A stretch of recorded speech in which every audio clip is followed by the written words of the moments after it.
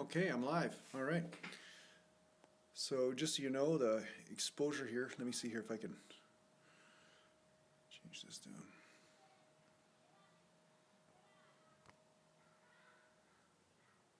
Good, okay. Great, okay, I'm live. Here we go. Hey, Joseph, how are you? I can see you here. Now let me just close this stuff out. Streaming again, I know. I'm just going to do 2 days in a row here because a couple of you guys had some questions yesterday. I didn't get a chance to finish a lot of them, and at the same time, I want to let you know also about the super chat. So some of you guys don't know about it or not, but if you want to support this stream or support the channel, there's something called super chat. It's on your right hand side column there, and if you donate, you know, $1 or a couple dollars or whatever it is, then it puts your comment to the top of all the comments, and it'll sit there for a while. So anyway, that's how a lot of these live streams are supported. So if you want to support that, then go ahead. If you don't, that's okay too. I understand. Not everybody's got money to support anybody on the internet, and hey, you know, whatever. We'll do what we can with it. So anyway, how are you guys doing today? What's going on? I just thought I'd just share a little bit of workout tips and stuff like that with you. Is there any way to cut or bulk without counting calories or eating the same things every day? I never counted calories my whole life, Andy. I never counted my calories. And anyway, just so you guys know, sorry about the exposure. This just seems to be the way the phone is actually reading the exposure, and I can't actually adjust it in this live stream. So you're going to have to deal with me being a ghost like this. So anyway, and Eric Wong, I see that. I'll answer your question here in a second. So yeah, I never counted calories my whole life. I just basically said how many grams of protein are in a certain amount of meat, like chicken or fish or whatever, and then I basically centered my diet around that. And then from there, I would just add calories through carbs. So I would eat as much carbs and protein as I wanted actually in the beginning stages. That's basically what I did. I would just eat as much as I wanted and then see what happened with my body at first and then go from there. And then if I started to put on some body fat, then I knew to cut back on some carbs or change the carbs. Because sometimes just cutting back on food is not necessarily the answer. Sometimes it's more about what type of food you're eating. That's really the most important thing. Because if you eat the right types of food, you can almost eat an unlimited amount of it and not put on a lot of body fat. You know, you might put on a percentage or so, but you won't keep on putting it on like some sort of person that's diabetic or something. You know what I'm saying? So yeah, so basically that's really, how are you? I'm live streaming on the internet right now, so anyway, I'm talking to my neighbor there. So anyway, the bottom line is that I never counted calories. So there is this glorification right now on the internet of this left brain approach to everything, where everything has to be exact, everything has to be counted, weighed, and understood like that. But I was more of a feeling type person. I was more of an experiencing type person. So I would do something, then see what the result was, and then make changes. It's kind of like driving a car. Nobody can tell you, just turn the steering wheel left and right in order to get somewhere. They would say, okay, you're going to drive down the highway, just do 10 degrees to the left, 10 degrees to the right, and all that. Instead, you basically drive the car and you make adjustments as you go. That's how I treat my training, and that's how I treat my diet.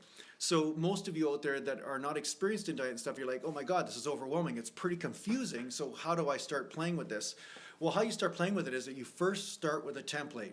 And like I said, lower glycemic type carbohydrates are better than higher glycemic in most cases, right? If you're going to do fat loss and gain some muscle, because high glycemic carbs are great for after a workout, but you don't need to be eating a lot of sugar or high glycemic carbs throughout the day. Unless you've got a super fast metabolism, then maybe high glycemic carbs are for you. But the bottom line is if you start with a general bunch of rules like brown rice, yams, potato, and then protein every meal with some green vegetables, and you do this 4 or 5 times, 6 times, or 10 times a day, I don't care what you do, but you start with that template and then find out what's going on, and then from there you start to make adjustments. That's really the most important thing. A lot of people aren't, they're almost afraid to make a mistake, so really just don't be afraid to make a mistake. Just start to experiment, start to teach yourself, and grow in your awareness. This is what I always say is, you have to grow in your own awareness of what does what, and then from there you will automatically start to experience some results, and then you'll be able to make changes from there. But honestly, like, people are so afraid of making a mistake, but really there is no mistakes. You will put on muscle. Trust me, if you're eating food and you're training, you will put on muscle. Don't be so afraid of losing it.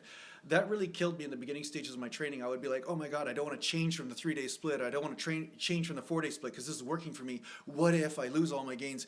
You're not going to lose your gains. And even if you lost a pound or two or you lost a temporary pump for a few days, it's going to come back really quick the minute you start stimulating the body. So don't be a phobic type bodybuilder. You know, a lot of the guys they're so afraid, right?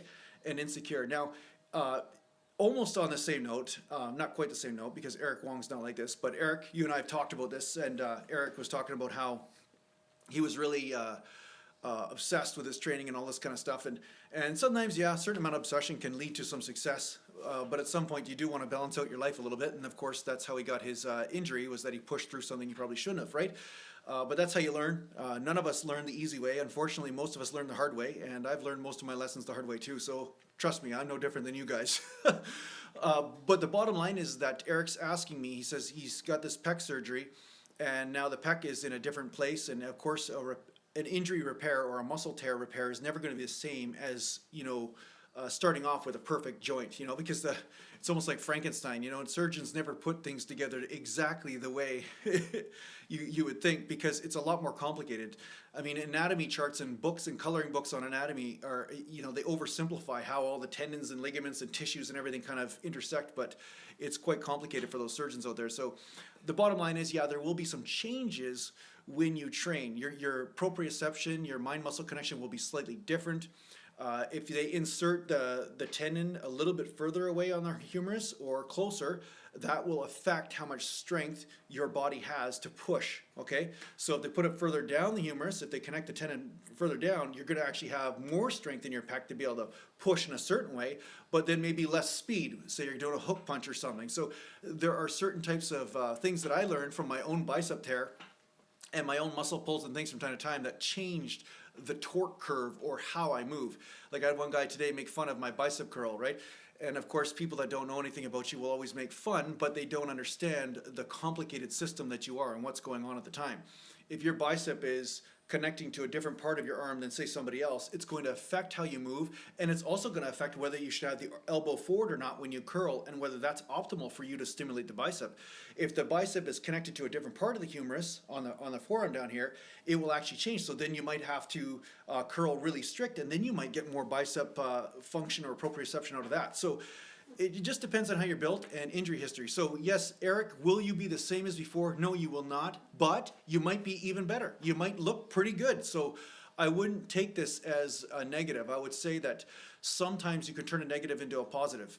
Like my left hook is awesome. Since I partially tore the bicep, I'm telling you that left hook is like dangerous now. I mean, it's pretty good. So watch out for that, Eric. Don't mess with me, man. No, anyway. So okay, I'm gonna go through some other comments here. Okay. All right, let me see here. Okay. So, will you ever put your hair back into a full ponytail? Yeah, ponytail. Yeah, for sure. Why not? Why wouldn't I? Why wouldn't I? Okay, let me see here. Yeah, the big dirty, that's actually kind of funny. The thing I find with a lot of the guys on the internet that are actually trolling so much or saying negative things, usually they have the worst physiques. And I'm not here to judge a person. They can have a physique that's good or not. I'm here to say, hey, you're just as important. But like I said, some people out there, it's almost like they will judge something because they have an idea, but their idea isn't actually mimicking reality. They're not really in touch with reality. So I'll have people tell me how to train legs, for instance, but their legs are much smaller or don't have the same development. And I think they're still valuable as human beings and everything. But the fact is that if you compare one, like my leg, to their leg, something's going on where we can say objectively that I've made some mass gains there. So when they say I'm an idiot, that obviously is not necessarily accurate, right? So the problem is with some of these guys, it's almost like they're just looking for excuses to hate, and that's not really a constructive sort of thing. So that's why I don't waste too much time trying to educate them, because they don't really want to be educated. They just want to find a reason to hate. So in that point, in that moment, it's really kind of a waste of time for me to deal with them, right? So, but yeah. Okay, so let me go through the comments here. I gotta scroll up now. See, this is so intimate. I'm like facing the camera all the time. Facing the camera. See, reading all the comments. Okay, let's see. How much? Okay, let me see. I'm going to go up here. Okay.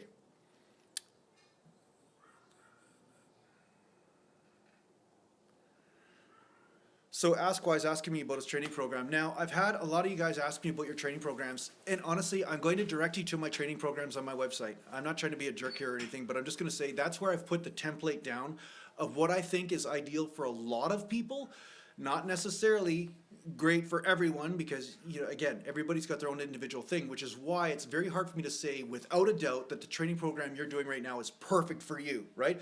because I don't know you. Usually you've got a cartoon character for your profile picture, or you've got, maybe no profile picture whatsoever. I don't even know you. I don't know how your body responds. I don't know your history or anything. That's why I also do consultations. But generally speaking, if you're training a body part and you're kicking the crap out of it and you're sore for a day or 2 or 3 days or whatever it is, and then you train it again, you're good. Don't worry, you're making gains. It's not like this exact science that has to happen where you're screwing up if you train a little bit too early or a little bit too late, So based on what you're telling me about your training program, I don't have time to read the whole details of it and everything, but it's like you're doing 16 sets or something like that for a body part and training every 3 days or something. Yeah, that should be fine. That should be more than enough to create some sort of results. As long as you're putting out the effort and as long as you're hitting failure in those muscles or you're pushing them in some way, there is going to be an adaptation and you're going to be fine. So don't worry about getting everything perfect. I think that's really the basis of what I'm saying here, is that people worry too much about getting everything perfect, but there is no perfect. There's just that, are you putting out the effort? And if you're putting out the effort and pushing those muscles into exhaustion, they are going to fatigue and they are going to grow. Right? Okay, so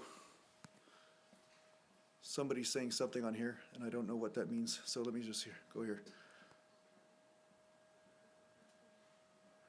Oh, TRX. I barely ever use the TRX. That's funny. I use it because I got it because I wanted to increase the shoulder stability by doing push-ups with it and everything, but I find rings are better, like gymnastics rings, but I don't have any of those at this point. But I would actually say that that's exactly what I want to use at some point, right? I'm live, Jason. I'm on live chat right now on YouTube. Yeah, exactly. You're missing out your opportunity to be a star right now. This is one of my neighbors right now. He's coming across. Yeah, that's right. Is my back naturally that big? Yes, it is, actually. Naturally from training. Yeah, you don't watch out. You're going to be in a video pretty soon. I'm moving, but you're going to be in a video. I'm going to be coming to your house pretty quick here. So from back training, I did a lot of heavy bent over rows. But it's not about the weight. I know I talked to a guy, a really nice guy yesterday, and he was saying that he was doing bent over rows of 405. I find that some people try to do too heavy. But the bottom line is if you're pulling the shoulder blades back and you're keeping the shoulders down, pulling the shoulder blades back, that's mostly what back does. It retracts the spine and the scapula together, right? So you're sticking that chest out and doing that. But what most people do, they'll make fun of me. They'll say, hey, Jason, you got to have the arm forward and back, forward and back, forward and back. That's part of it, but not the whole thing. Most of it is this.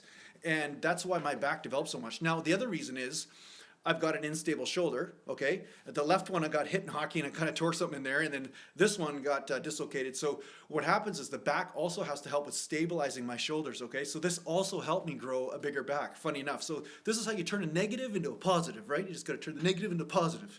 It's not all negative, right? Sometimes you get an injury, but sometimes it helps you actually develop in a different way. So don't worry about things if they don't go according to your own plan, because sometimes the plan works out just perfect, right? I don't use any testosterone boosters, just so you guys know. So that's never been something I've been really into or anything.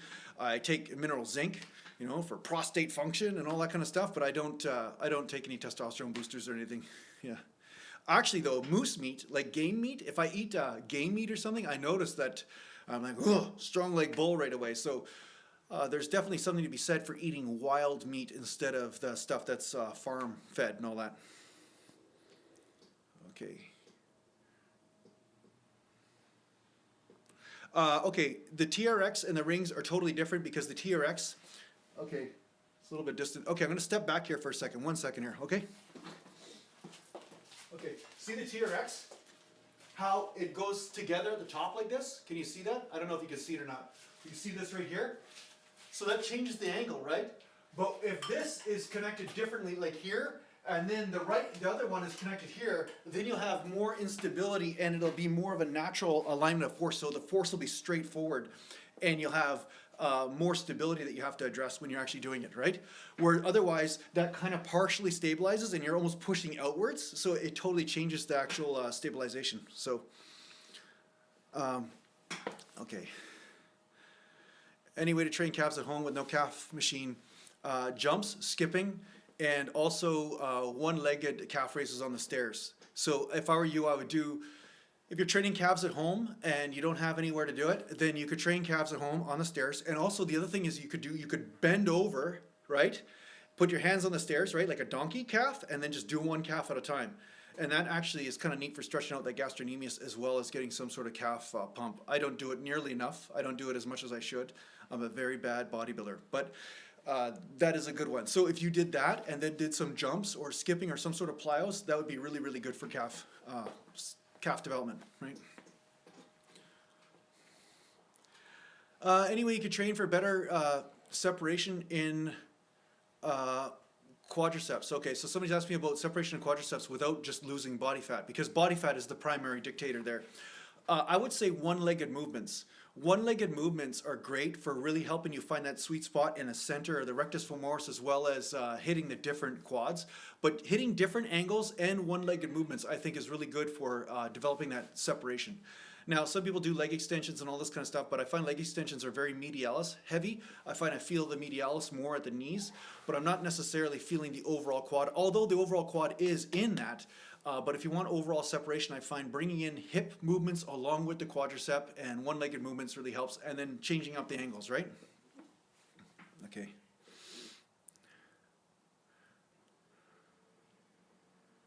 Yeah, Mr. Big. Yeah, you got a funny name there, guy. I don't know what that's about. Okay, Anton Fippen. Okay. Basically, okay, sorry, just the comments keep disappearing, so I have to keep going here. He's got a lower back injury. Okay, I'm going to talk to you about this because I've had a lower back injury, so I want to help you out here. Okay, so you basically have any suggestions about a lower back injury, some strength exercises, as he has an L5 S1 disc injury, which happened nearly a year ago. He's been training for nearly 15 years, and he hurt his back at work somehow. Okay, so the funny thing about back injuries is a lot of people don't really understand what a back injury feels like until they've really had one. But when you have a back injury, it's quite debilitating when you have a really bad one. I remember laying on the floor for a week and not being able to move. So it's pretty bad when you herniate a disc. So ultimately, what I would do is some stability exercises on a ball, like a Swiss ball, where your back is supported. So you lay your stomach on the ball and then you lift one leg at a time, okay? Now, if you can't do this, maybe you can lay on your stomach and just lift one leg at a time. This is only after you went through your initial recovery period and your back is not in the acute stage of pain, okay? So as you're doing this, you start to develop more mind-muscle connection and you start to actually get that back functioning again, start to get some blood flow in there, and that may help. But I have talked about this before. Prolotherapy is great. I would suggest highly that you research prolotherapy and see if that might help you with your back and helping stabilize it in case you've tweaked a ligament or tendon that's also causing more disc wear and tear as well, right? Because if your ligaments aren't doing the job, then the disc wear and tear is going to be much higher, and that's going to constantly cause you to re-injure the area, right? So take a look at that, and then start learning how to suck that stomach in, as well as do one leg movements and lift it one leg at a time, and that's going to really help you out. So that's the main thing that I did. I found that just putting blood flow in the area helped get rid of some of that inflammation. It helped like pump it through, so I wasn't dealing with that chronic pain. A lot of times when people have chronic lower back problems, if they stand up or just stay still for long periods of time, it just really starts to flare the area up, right? So you want to constantly just get rid of that stagnation by constantly putting blood flow in there, I find, and light, easy stuff. But that mind-muscle connection can really help rehabilitate it. Because if you pump blood in there, then there's more recovery, and then over time, it will help. Now, this type of exercise can be very light. It doesn't have to be heavy. It doesn't have to be really challenging. And the last thing you want to do is be deadlifting from the floor in order to rehabilitate the back, because that's a little bit of overkill, right? So anyway, okay. One second here. All right. Yeah, Kurt, I talked about this yesterday. Do I believe that foam rolling and body work and all that kind of stuff is good? Yes, I do. So just wait a second. I'm just removing some spamming guy here. Okay. All right. All right. 1 second here, guys. Okay. Okay, so Kurt, you're saying, do I believe body work, massage, chiro, foam rolling essential for long-term gains and proper body function? I think it's not essential, but it's definitely useful. I mean, there are some people that never got massaged their whole life and they're really good, but I think it's very, very, very, very useful, and I have used massage many times and it's saved my ass. Like, sometimes I went to the gym, and I've seen other people too go to the gym and they have like a pain somewhere and they think, oh my God, my shoulder is destroyed or my back is destroyed or my knee's destroyed. and then they do one massage therapy treatment or something, and then boom, it just feels like they've got a whole new body. And meanwhile, the reason why they were having the joint pain was the muscle was pulling improperly on the joint, or in the wrong way, or their muscles were kind of stuck, so things were being knocked out of alignment or pulled out of alignment, and that's what was causing the pain, but it wasn't actually a joint problem itself. So once they dealt with that, you know, voila, it's like they had a brand new body. It's like they're a kid again. So do I think massage is very useful? Yes, I think massage is very useful, and I think you should definitely go about that. And foam rolling is a form of massage, and that sort of thing. So yeah, chiropractic can also be a part of this whole therapy, and I think it can be useful too. Okay, so section 8DC is asking about glutes, and glutes have been, one-legged squats are the best thing for glutes. I would say, section 8DC, you're saying if one glute is uneven and the other, and one's big and one's small, you got, you know, awkward ass or whatever you want to call it. Here's the thing, everybody's got awkward ass or some sort of imbalance. You know, one side's always going to be a little bit bigger than the other. That's just totally normal, and I did a video on this, is one side bigger than the other. But the thing is that doing one-legged movements is a great way to work around this and to correct this. So I find that Smith machine lunges are the best thing for ass. I mean, everybody I've gotten to do one-legged Smith machine lunges has grown a big ass. So if you're looking to grow an area of that ass, or grow your butt, okay, Smith machine lunges are awesome because they help you contract and squeeze, and at the same time you're not worried about stabilizing, so your adductors and stuff aren't becoming the weak link in the exercise. You can really focus on that full contraction of the butt. And the thing is that you can also start with your weaker leg. So say your left butt cheek is smaller than your right, then start with your left leg all the time and see what happens. I think you will get a junk in your trunk pretty quick from that. So yeah, try it out. Okay, some people are making some pretty stupid comments. Yeah, I'm not even going to address those ones. And some people are making some very smart ones. So if I'm not answering your comment, there's probably a reason. Yeah. Okay. 1 second here.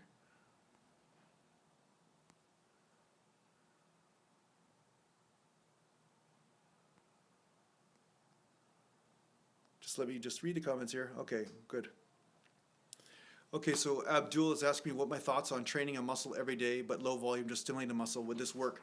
I have done this lots of times, so watch my videos, watch my workout vlogs. I really, really, really recommend that you watch my workout vlogs, and you'll get an understanding of how I train. But yeah, I've done the really light workouts every single day to stimulate, but there is a point, at some point, okay, there will be a certain amount of wear and tear where you will need an extra day off. You may need an extra day off, because what I found was even doing the light workouts sometimes would cause a certain amount of wear and tear, and there was a certain amount of the body that was not totally recovering, okay? So you have to go with let me just put it this way, okay? You have to increase your awareness on this, because if you train too often and you never give a day off or some sort of replenishing time, sometimes the ligaments and tendons are not actually catching up with the recovery. The muscle might be recovering, but the tendons and the ligaments aren't doing so. So you have to maybe take an extra day off or so. So do I think that you should work out every single day? I don't think that will be a good way to do it. Even if you do light, I think you will hit overtraining at some point, especially when you're putting heavy workouts in there at some point, right? So if your goal is to get stronger and to perform better, you do need to rest in order for this to happen. You can't just be type A, just running around in circles and constantly working out, because you will wear yourself out. So yeah, you do need rest. Now, if you do less volume every day, this will also help you be able to train more frequently. And I do agree with that philosophy. I do agree with training more frequently, but that doesn't mean I don't advocate a day off or two here and there as well. Okay, so yeah, you have to, you know, for instance, I did 6 weeks where I did full day workouts almost 5 days a week. And it worked really well for the first 3 or 4 weeks. I was getting good recovery. I was getting some good results. I was walking around pumped all the time. But then at some point, there was a point of diminishing return where I found that my body almost craves more volume and more rest. So it's almost like there were certain muscle fibers that weren't getting hit from that type of system. So that's why I changed my training back to a 2-day split, and I started doing that as well, right? So like I said, sometimes you can do a workout program or a certain type of technique and it works awesome. It works really well. And then from there, you need to change that workout program to go to something else, so that way you're hitting these other muscle fibers, all right? So yeah, I hope that answers your question. So can you do it? Yes, you can, but you might not be able to do it forever. You might have to change at some point, depending on how your body's functioning, right? Yes, DeBarber, he's saying to keep increasing muscle size, should he keep getting stronger? Yes, you do need to get stronger.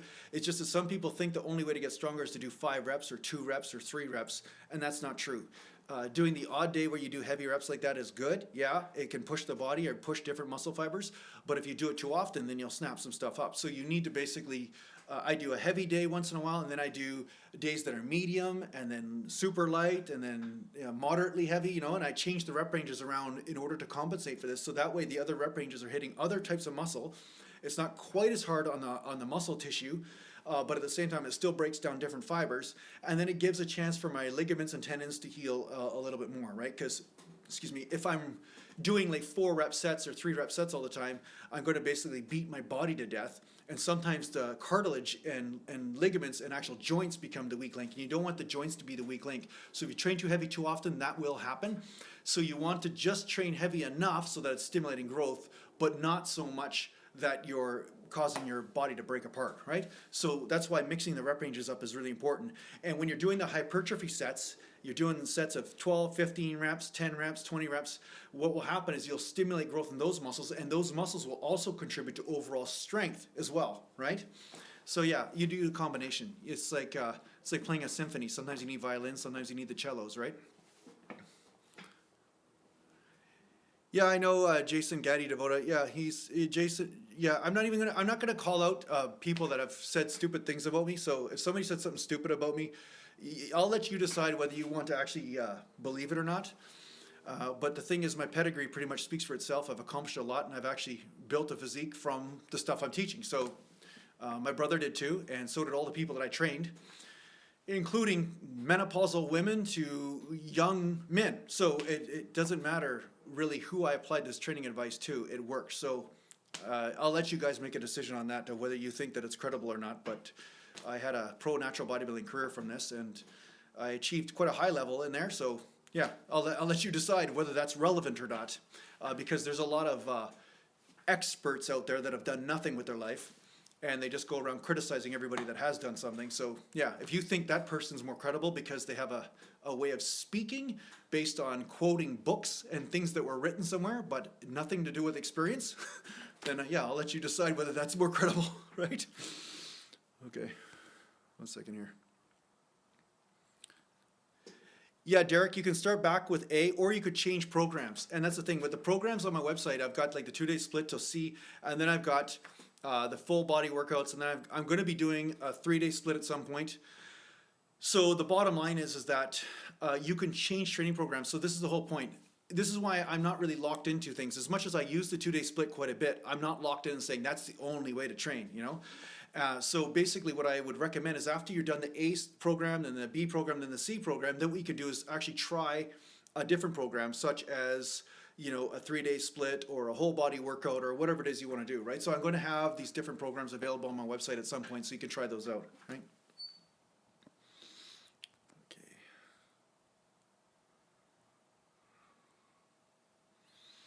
Okay, Halan is asking me about yoga and incorporating it into bodybuilding and how often.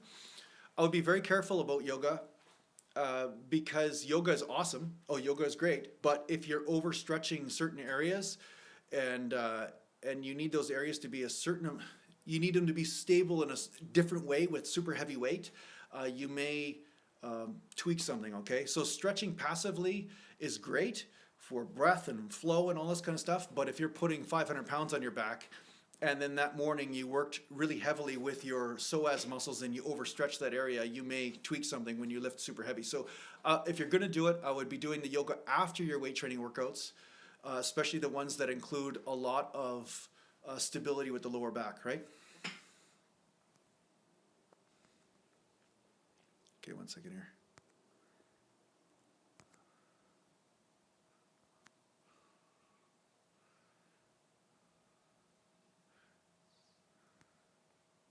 One second here, I just got to take care of a couple people here. Got to get rid of some of these messages, okay? All right, 1 second, guys, just bear with me here. Okay.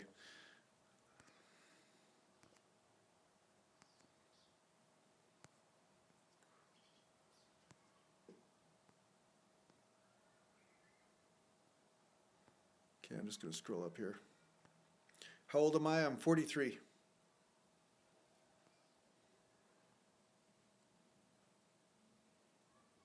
Jason Gaddy Genova. You're saying that this guy says that all natural bodybuilders are using drugs and stuff. That's a nice way for a guy that can't get results to just condemn everybody else because he's on drugs. So he thinks that everybody else must be on drugs because he's drugged. It's just like a drug addict thinks everybody uses drugs because it's just so normal, right? Yeah, this is just basically a person that's just trying to get credibility through not taking responsibility for their lack of knowledge or lack of ability, right? So, I mean, I've seen this a lot of times in my life. A lot of people make accusations, and they make accusations because they're based out of jealousy, and they want to basically establish credibility for themselves. So the only way they can do this is by condemning or slandering other people. So, yeah, it's a waste of time. Honestly, it's just not a good path for happiness. That's all I can say.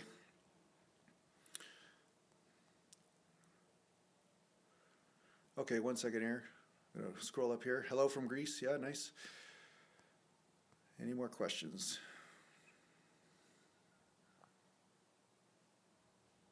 Okay, so Robo Warrior, I had a bunch of comments all come in at the same time.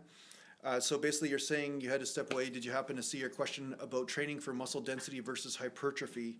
I think I'm about at my max growth wise for the most part. Okay, I never really paid attention to growing or to training just for growth or density. I just trained to build muscle, right? And how it came upon me, whether it came dense or not, I didn't worry about in what way. I was just happy to get muscle, right? So the thing is that I just got stronger, then repped out with that strength, then got stronger, then repped out with that strength, and that's how I put on muscle. But yeah, a lot of times there's a lot of talk about density and this and that. I think these are fancy words, but ultimately I just put on muscle. That's all I would concentrate on. I wouldn't concentrate on whether it's dense or not. I think sometimes when you put on muscle over time, it naturally starts to take on a certain look, and they call that muscle maturity. But as far as how to put on the exact type of fluffy muscle or really powerful looking dense muscle, I don't know how to do that. I wouldn't be able to really be an expert in that area about micromanaging that sort of what we call it. Micromanaging that sort of process, okay? Yeah. 1 second here, there's just, okay. Yeah, so, okay, let me just scroll up here in the comments here and see what else is on here. So, Ahalan is saying whey protein and supplements, are they bullshit? Okay. Yeah, food is the most important thing. Food is the most important thing, okay? Eating the right foods and stuff. But supplements work. Branched chain amino acids and creatine and glutamine and, I noticed that there's more of a pump when I go in the gym, and I do feel less sore and all that kind of stuff. So are supplements absolute bullshit? No. But I think there's just this obsession with people on the internet where they just want to hate things or be controversial by coming up with a really powerful opinion like that, right? So yeah, ultimately you're just going to have to try things out, but yeah, stick to your diet first. Learn your diet first. That's the most important thing. Train hard, and then supplements can be an addition to that if you feel that they help you, right? But yeah, branched chains, I find that I do actually increase my energy when I'm in the gym, and I can train there a little bit longer because it seems like I'm not getting hungry as fast, and my muscles feel like they hold on to that pump for longer, right? They don't actually fatigue as quick. And creatine, same thing. With creatine, I noticed that I can hold on to the pump longer and I can actually train for longer. But the reason why I don't take creatine is because I get bloated from it and I can't tell whether my diet's working as far as a fat loss point of view. So that's why I don't actually take creatine that often, right? So thanks a lot to Andrew Morgan for the super chat. You just donated £5 there, so thanks a lot for that. Do I have an opinion on casein? Some say it's a good slow release program for night growth, but others say it clogs the gut. Yeah, this is another one of those things. So yeah, I've heard a lot about casein as far as it's good for long term. It's not like a quick release sort of thing where you basically get casein right in the system right after a workout, but casein, it basically digests slowly, so that way your body has a constant supply of protein, right? Have I ever micromanaged this in my career? No. I never worried about what kind of whey protein I was taking in or not. I just drank a whey protein shake and then went to the gym. I never really worried about whether it was casein or not. Like I said, there's a lot of obsession about the details out there right now, but I think that some of the details that people are spending so much of their time on aren't really that important, right?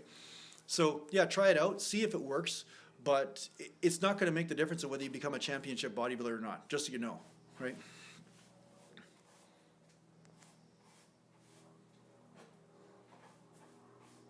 Okay, so Shakti Shaker saying casein's more anabolic but much more allergenic. Okay, that could be true. Yeah, yeah. Arrest Cosmos, are you really natural, brah? Yes, I am, 100%. If you knew me, you'd know 100% that I'm telling you the truth right now because it is exactly what I stand for. I don't like being dependent on shit.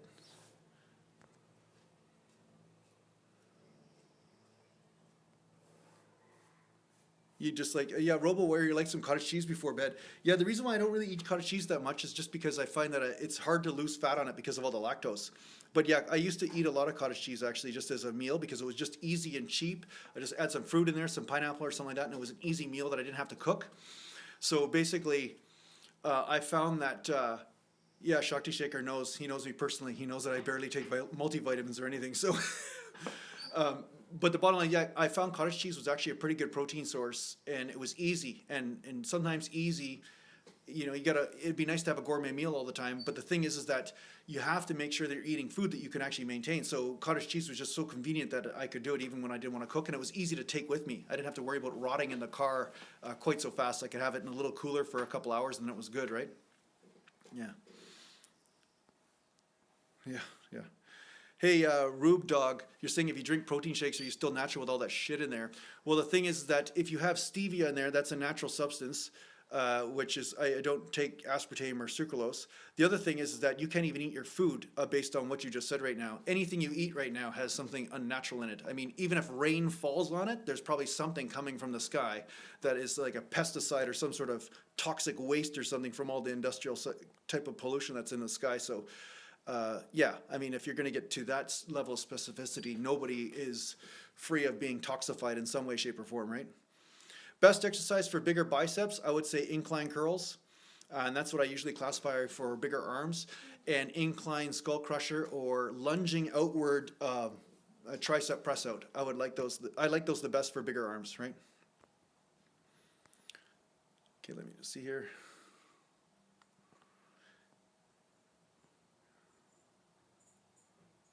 Yeah, basically.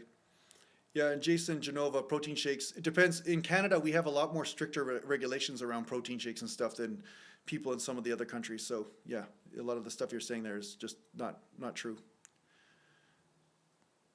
Bicep peak is usually genetic. Is it an exercise to build a peak biceps? I would say just get bigger biceps. Don't worry about working on peak. So many people are worried about sculpting their physique, but they don't have anything to sculpt. So just worry about building the muscle and then see how it develops. Now, hitting different angles may change the shape subtly, because you're changing, one muscle size in relation to another muscle that's in the bicep, because bicep means two, right? Two muscles. So this can cause an illusion of different shape for sure.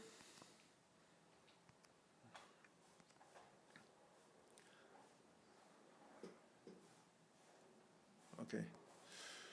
Elbow-friendly tricep exercise. Press downs, Kevin. Kevin. Elbow-friendly tricep exercise. You can do press downs. You could do skull crushers if you bring the elbows back further, and then the long head comes in more, right? If you're like this, then it's a lot harder on the elbows. And close grip bench, if you bring the arms out a little bit more, then that will be a little bit easier on the elbows. So you can try those out. Yeah, and this live broadcasting is going to be a regular thing. I'm going to do it once a week. I'm thinking Saturdays will probably be the time of week that I'll do it, every Saturday. And then as soon as I find out how to ban some guys here, that'd be great. How to leg press without knee pain. Try to bring your legs up higher on the pad. So not so low, but bring them up higher. So that way it takes a little bit of the stress off the knees. Or you can turn the knees out slightly or bring them in. Just adjust them and see which angle seems to work best for you, right?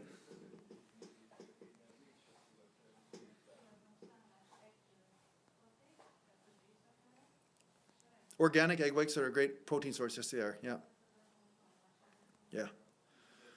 Okay, 1 second here. Ahalan, does sex ruin your gains? No, it doesn't.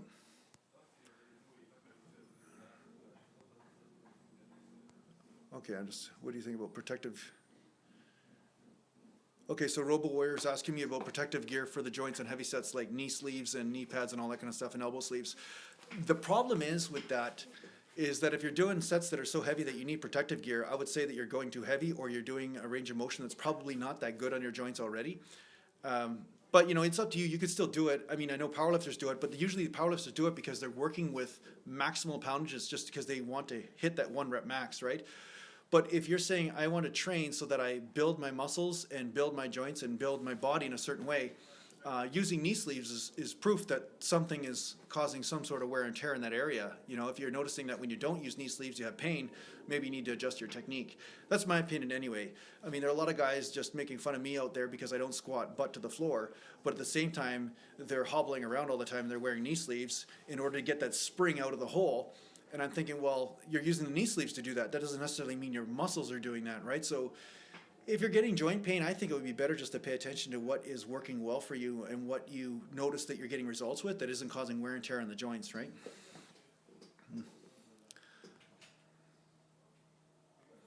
Yeah, RoboWare, yeah. It's a decision you can make. If you want to be a powerlifter, I get it. Like, I totally understand. Like, I just wasn't man enough to be able to man up to that, I just would snap everything up every time I tried to powerlift. So I don't have anything against powerlifters. I love all the brothers in arms out there and people trying to lift weights. But I think that if you're having to wrap your knees and wear a belt and everything, sometimes it may show that you're lifting a little bit too heavy. Now, when you're doing a 1 rep max, I'm all about wrapping up and wearing a belt and everything because I never do 1 rep max because they're so dangerous. And the whole point of these types of pieces of equipment is to keep you from getting a really bad injury from lifting maximum weight because it is so dangerous.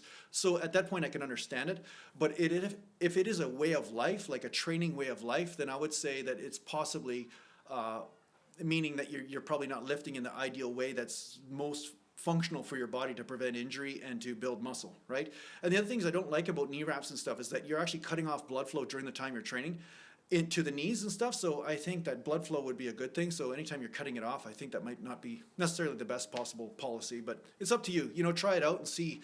You can conduct your own 5 or 10 year experiment on this. But I found that I got injured when I was wearing a belt. My lower back got injured just as often as when I didn't. So I didn't find that a belt really helped me. I found, if anything, a belt made the weakness of my lower back even more prominent and more obvious, right? So yeah, it's up to you. Try it out though.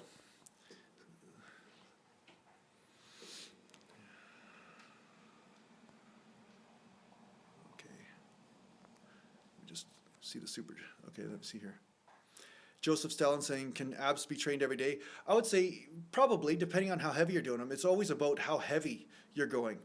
And when you're going heavy on abs, then you might be straining your abs and you could get a hernia from that, or you could basically fatigue it too much. So that way when you're doing squats or deadlifts, then your abs aren't helping with stabilizing the spine.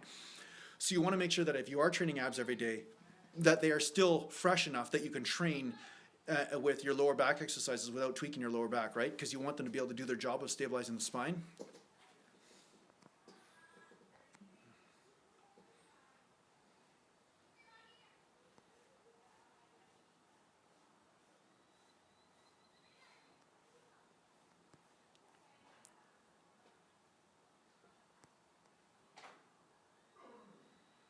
Yeah, Jason Gaddy, Genova, hardcore powerlifting is just not good for the joints. Long-term classic bodybuilding is safer. I would agree with you that powerlifting has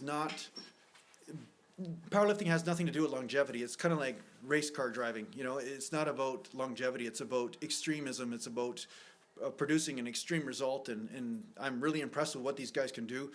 But whenever you're pushing the body to its maximum potential, there is a massive potential for injury or things to kind of blow out, right? So that's the thing. Yeah, I don't have a hairdo, Tyler. Yeah, thanks for noticing.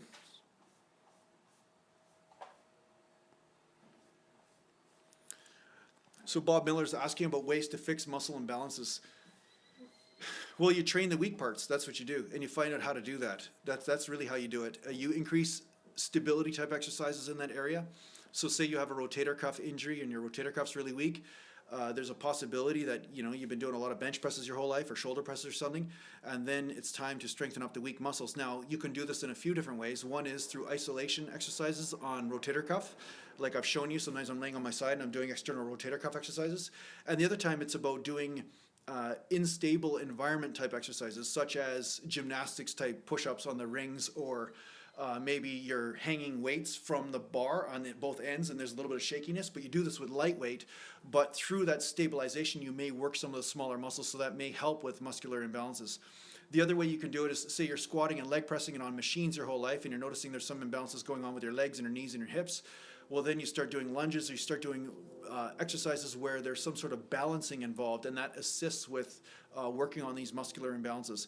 It's just important that if you're going to do that, that you start off light and you make sure you're warmed up and you're not trying to go too heavy too quick, because some muscles get activated with different types of effort levels, right? So if you go too heavy too fast, you'll probably be just trying to cheat your way through the exercise, but not actually properly hitting those stabilizer muscles, right?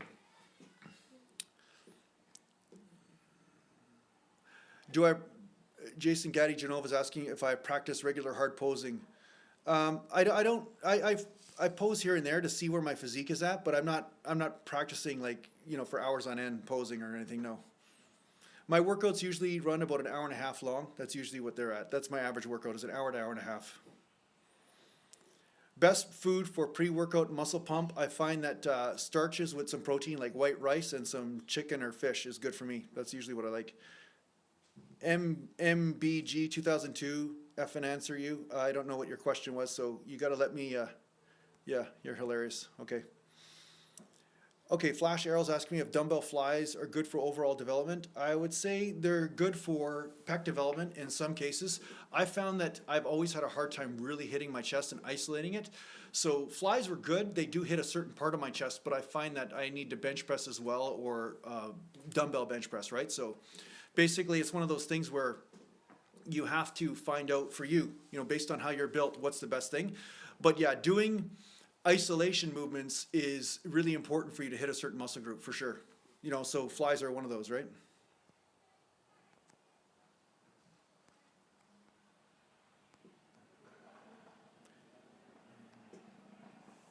So Lucas Simmons is asking me how many days a week do I train right now, and I'm training on average about 5 days a week. Maybe 6 sometimes, but 5 days a week for sure is what I'm getting in. That's usually what my training program is. And I'm doing about a 2-day split right now. So I'll do about anywhere from 6 to 10 sets for a body part. And my rep ranges are anywhere from 8 reps to 25 reps. That's usually what I'm doing. So yeah, that's standard what I'm doing. And then the odd time I'll do a whole body workout just to get in the swing of things. Sometimes I just want to get blood flowing through the whole body, so I'll do a whole body workout in one day, and I'll do light weights, and it's almost like a yoga workout really. And then I'll transfer back to a 2-day split and do heavier weights, right?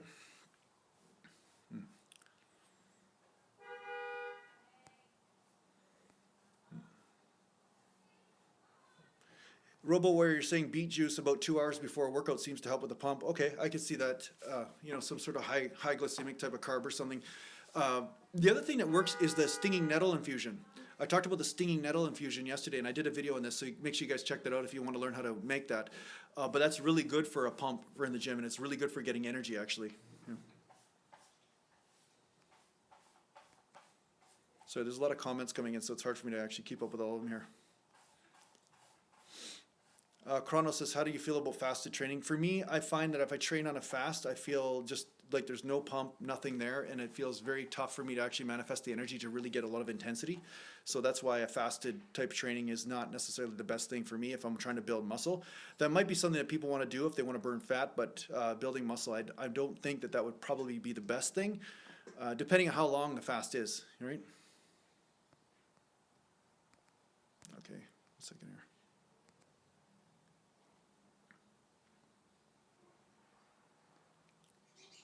Yeah, no, Robo Warrior, Ayurveda is exactly it. There's a lady that in the internet, she teaches a lot of this stuff, and she's been doing it for a long time, but Ayurveda is actually really powerful medicine and real powerful stuff too. But stinging nettle, if you make an infusion out of it, like watch my video, you will notice something. I guarantee you, you'll be like, my God, where was this all my life? So when you drink that, it's not only healthy, but it has minerals and everything in there, but you do notice it helps with the blood flow through the body, right?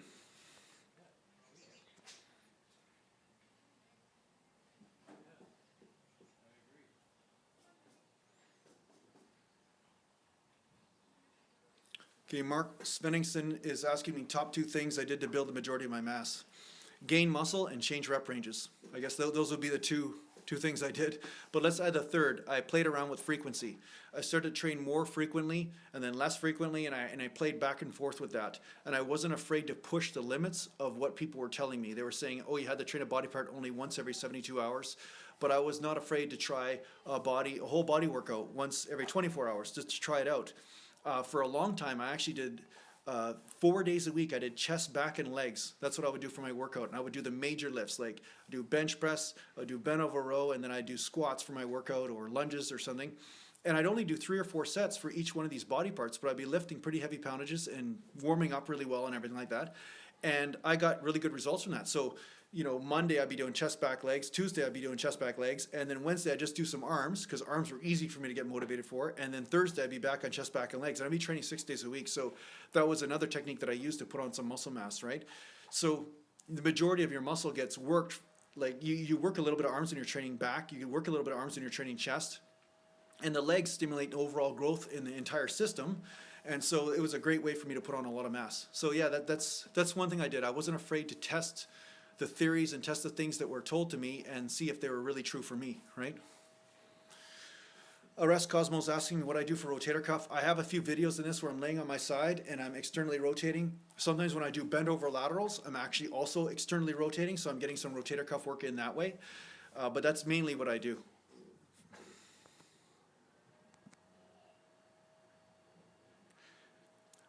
Okay, so is my gym outside in garage or in my house? My Ulysses Heminger is asking if my gym is in my house or not. It's in my garage, but I also go to the gym down the street or whatever. That's where I do the majority of my workouts. But yeah, it's nice to have a gym in my garage because I can get a few sets in from time to time when I need to if I can't get to the gym, right? Okay.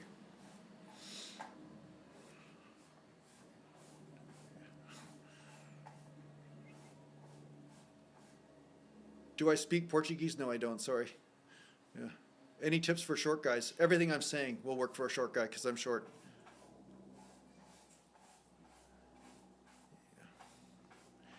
MBG 2002, you're asking me if weed is good for you.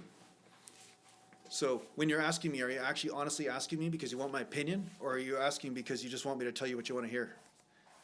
That's what I hate about those types of questions. Usually when people ask those questions, they usually want me to tell them what they want to hear. They're not always about, truly, I really respect your opinion, Jason. I want you to tell me what you really think, and I will listen, right? So, okay. All right, Joseph Zine is asking, what do I think of splits versus full body training for naturals? You know, I think that whether you're a natural or not doesn't really make a difference in this way, okay? Because a split is good with a whole body workout as well as, you know, doing a 3-day split or a bro split or whatever. That could still work for you too if you're natural, you know?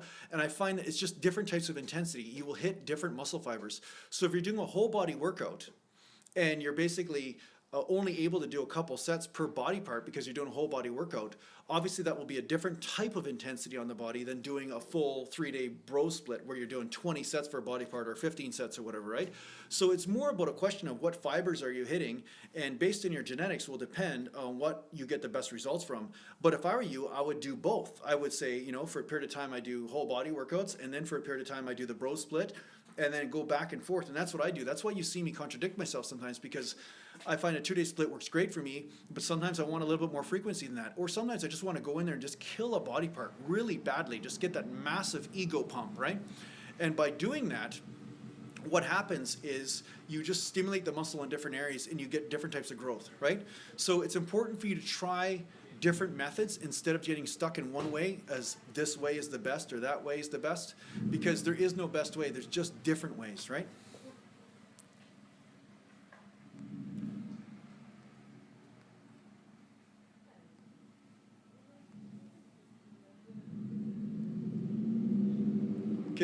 Okay, some of you guys are funny. You're asking me if I'm skipping your questions and stuff. I'm not actually skipping your questions. It's just that they scroll right up to the top. So because I have to scroll them all the way down, it's hard for me to keep track of them all. If you want me to see them, you can always do the super chat, and the super chat puts your question right at the top. So it'll be a lot easier for me to see it right away.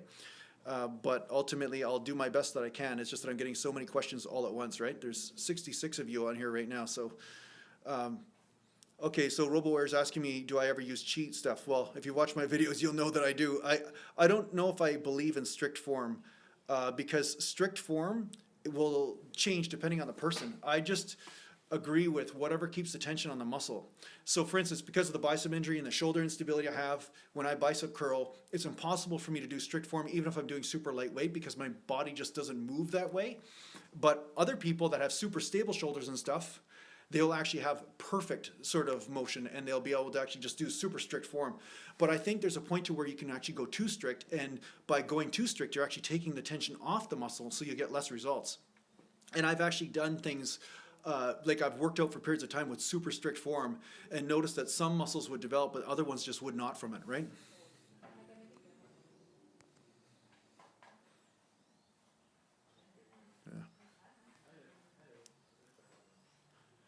Yeah, there's a lot of mentally ill people on the internet these days, isn't there? Yeah.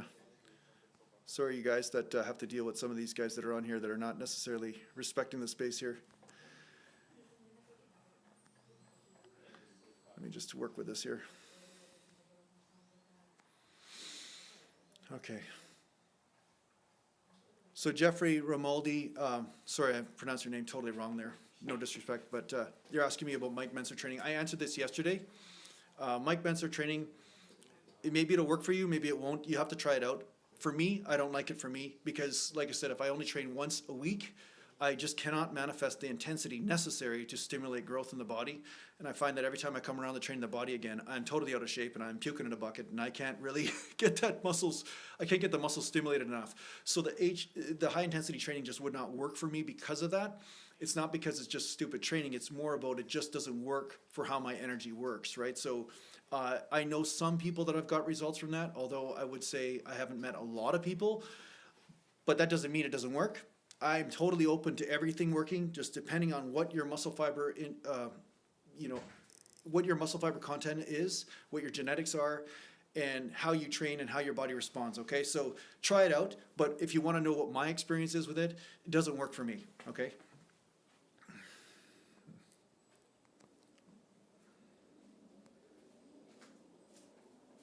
Shoot them up. I don't know what your question was. I'll have to scroll up, so I know you're saying get to your question, damn it, but come on, man. I'm trying to help you out here. Be nice.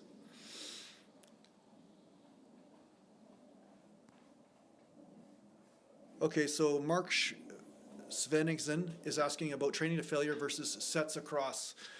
I'm assuming you're talking about when sets across, like you're doing like 5 sets of 10, and you get nowhere close to failure in the first 2 or 3 sets, but then the last few sets you get to failure. This is really a powerlifting technique, so that way you can use heavier amount of weight safely, and your nervous system gets used to it, but it's more of a nervous system type of thing, not a hypertrophy type of thing, okay? So what I mean by this is that it will help you develop a good groove and good coordination and good strength, and then from there you will need to rep out in order to gain muscle mass with that technique, ideally. And my brother and I did this as kids. I stuck to the straight sets across. I would do 4 sets of bench press of 10 reps. And what he started to do was go to failure right away on the first set and second set and third set. And I noticed that his pecs and his shoulders and stuff were getting more development and looking much better than mine from that. So that was my experience on that. Although our strength was pretty much similar, but my strength was coming more from coordination, I think, and his was coming from actual from building muscle mass, right?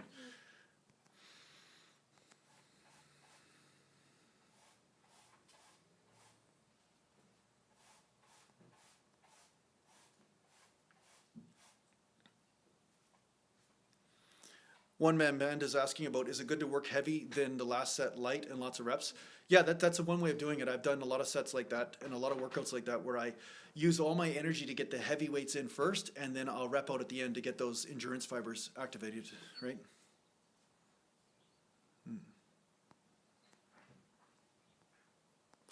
So Jeffrey Romualdi, okay, he has shoulder tendonitis and he's saying should he lay off for a while or just don't do movements that irritate it. It's up to you. I mean, there's nothing wrong with taking a rest. Usually taking a rest for a little bit is a good idea if you have tendonitis. But the other thing is, yeah, definitely stay away from movements that are causing problems with it and hurting it. You don't want to constantly just keep tweaking the area, right? And because the problem is when you have tendonitis and there's a lot of inflammation in there, even stuff that is normal, good functioning stuff for you, like movements that don't bother you, they will bother you during the time that it is in an acute stage of injury. So yeah, I think the best thing you can do is actually just take a rest for a little bit and then get back at it and see, okay, what caused the injury, what movement was not working for you, and then stay away from those types of movements, or try to rehabilitate the area or see a medical professional in some way to find out what the problem is, right?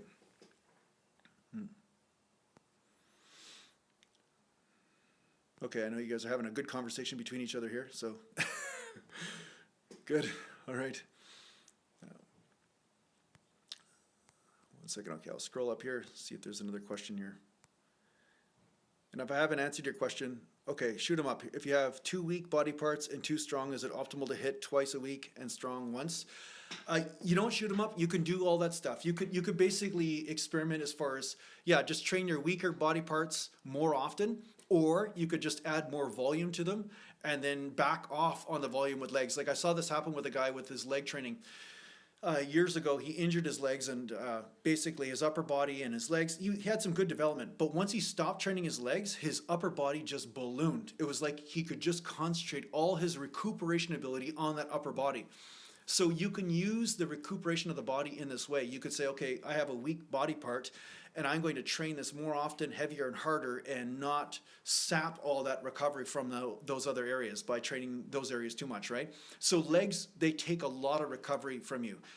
When you train squats and do deadlifts and stuff, all of these different muscles in the system take a huge amount of recuperation from your overall system, and sometimes it'll be harder to hit that weak body part that's in another area, right? So yeah, you can, I guess you can call it gaming the body or gaming the body's recovery and trying to use it all for one purpose, right? Yeah, do girls like face or body? That's a good one. I still don't know what girls like, so don't ask me. Okay, underwater weight training, that's a good one too. Yeah, chrono, I would say underwater weight training is kind of a problem just because it's hard to breathe. I would say that your sets cannot last longer than 50 seconds, I would say, if you're underwater. If you're lifting weights underwater, that would be quite a challenge. That was pretty good. Oh, God, that is good.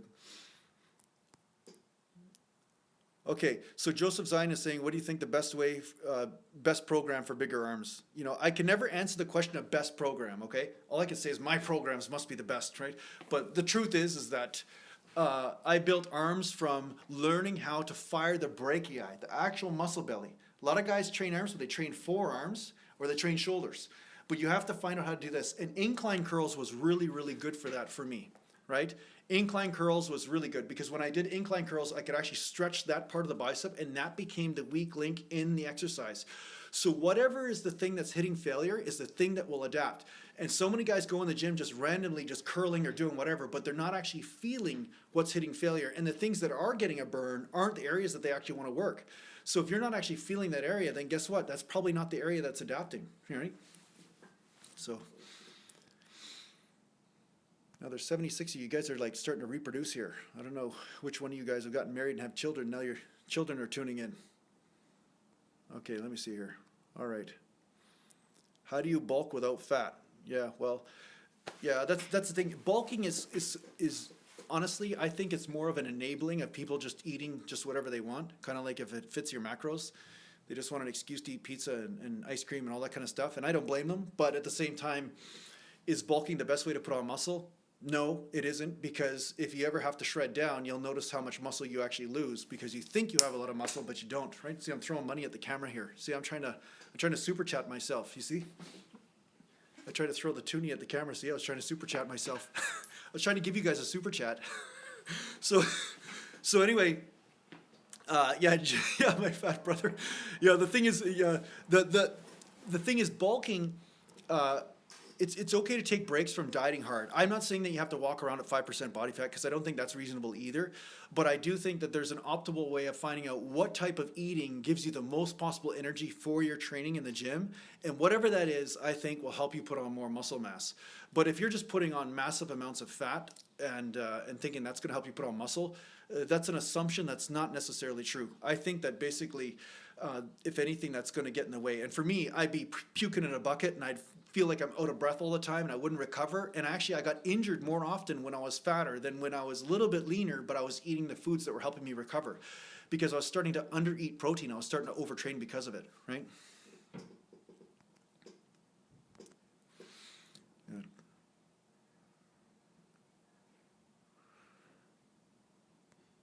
Yeah, okay.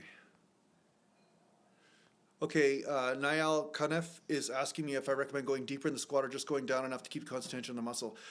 I recommend going down as low as you need to in order to keep the tension on the muscle, and going down as low as possible without transferring the tension to the joints. Now, some people, this will be ass to the grass, and other people, this will be 90-degree squat. So it's not about what's the right way, it's more about what's the right way for you, because if your femur is longer and if your lower back is longer or shorter, this will change the counterbalancing that's going on, and will change basically depending on what you're built like, will change whether you're actually hitting the muscle or just beating the crap out of the joint. Like if I go down lower than 90 degrees, what I find is it starts to just grind inside my hips and my knees start to hurt, but I don't get any extra muscle tension. I don't find that my muscles get any more work, especially in the muscle bellies. The muscles that do get a little bit more work when I go down super deep is my medialis and my knee, but also my knees start to hurt. It doesn't actually seem to help there. So I never grew my legs that way. So if you want to know how I grew big legs, it wasn't with deep, deep squats. But that doesn't mean it's not right for you. It might be right for you depending on how you're built, right? What do I think of strongman training? Strongman training is awesome, but I'm not going to do it because I would break in pieces doing that. So, yeah, know thyself. That's really the most important thing, you know? I think basically if you know yourself, you're going to basically make a lot more results than trying to mimic other people, you know? So it's good to find out what other people are doing. It's good to find out what other people are doing and then see if that works for you. But ultimately, you have to know yourself and say, is this right for me? Is this right for the way I'm built? Is this right for what's going on inside my body at this time? And that's the most important thing. And that's the thing I did different than everybody else in the natural bodybuilding community. I didn't just do what everybody said because that's the way it's done. I mean, that's stupid. You want to find out what's the way things have to be done for you, right? That's the only way to really apply true science and true genius to your training, okay? The genius will never be realized if you just try to do what everybody else is doing, right? If I try to slam dunk a basketball because an 8-foot tall guy can do it, that doesn't mean that it's probably going to be the easiest thing in the world for me to do, or even the right thing for me to do, depending on the situation, right? So, okay, here we go. All right, I'll look at some more here. You guys are getting, there's a bigger following here. There's more people. Dustin Ross is asking me if I follow other YouTubers. You know, the people that I follow are usually like technical people or camera people or music people, because I make all my own music and I like producing and creating things, right? So I only do the bodybuilding channel not because bodybuilding is my obsession, but more because bodybuilding is just a part of my daily life. But really what I love to do is create, and that's why I create these YouTube videos, and that's why I create music and I, you know, do photography and all that kind of stuff, because I just really enjoy creating things, right? So the sassiest guy, I asked you not to use my profile picture anymore as your profile pic, and I would wish that you take that off. That's not very respectful. Thank you. So anyway, let me look at another question here.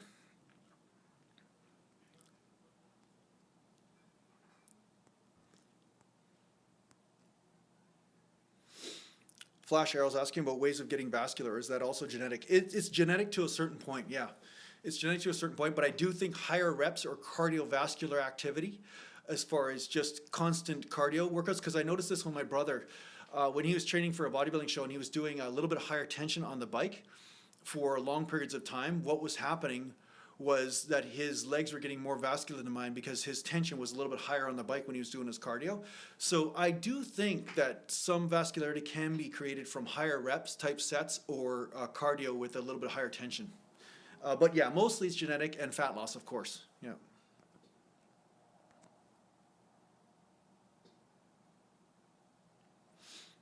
Let me just go up here. I'm gonna.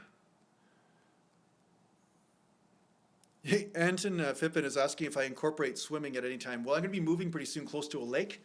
So that's why I have only uploaded 3 or 4 videos this week, because we're busy with moving and real estate stuff and everything. But the bottom line is that, yeah, I like to swim, but I'm not a good swimmer. I basically sink like a rock. It's like the bone density. I've done bone density tests on myself years ago, and it was like 1.5 times the normal human being because of all the weight training and stuff I've done and all the broken bones I've experienced. But yeah, I sink like a rock. So I'm not a long distance swimmer, I'll tell you that. But swimming is an unbelievably great exercise. So yeah, I highly encourage anybody to swim for sure. Swimming's great. How much do I weigh? I'm around 200 pounds right now, 5'8".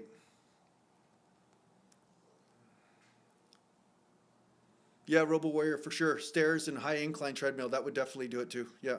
Stairs especially, that's tough on the quads. When you're doing cardio by running stairs, that is amazing, amazing cardio. That's really good. Yeah.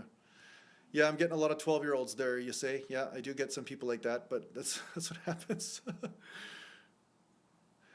Jake the goalie, will cardio every day affect your gains negatively? It depends on the intensity of the cardio. If it's too intense, it can affect your muscular gains in a negative way. But if you do it in a way where you're not getting too out of breath and basically burning protein off and glycogen at too high of a rate, and you're keeping that glycogen intact so that way you can use it for your weight training workouts, I would say the cardio will actually be good for you then at that point. Okay, so it's about lower intensity. If you're just keeping your heart rate around 110 to 120 beats a minute, I think you'll be okay. But if you start, doing the sprints and high intensity stuff for long periods of time, you'll actually burn up all your glycogen, which is necessary for keeping your muscles intact, right? So I'm doing a couple things at the same time here. All right. 1 second here. All right. Where's the question? Where's the question?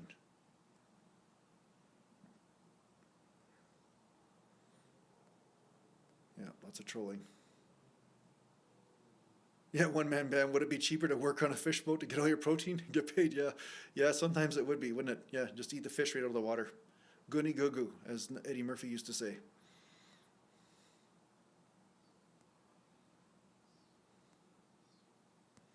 Okay, I'm just scrolling up here to see if I missed any. If any of you guys, if I missed you, then just repost your question, okay? That'll be easier. Or do a super chat and it'll go right to the top.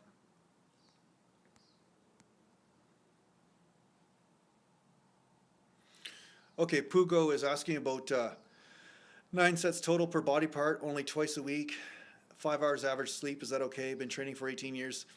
I would say, I don't know how you're doing it with only 5 hours sleep, but I need more sleep myself. But I would just say if 9 sets total is what you're doing twice a week, 9 sets each workout for a body part, I think that should be more than enough for you to actually hit enough intensity in order to grow muscle.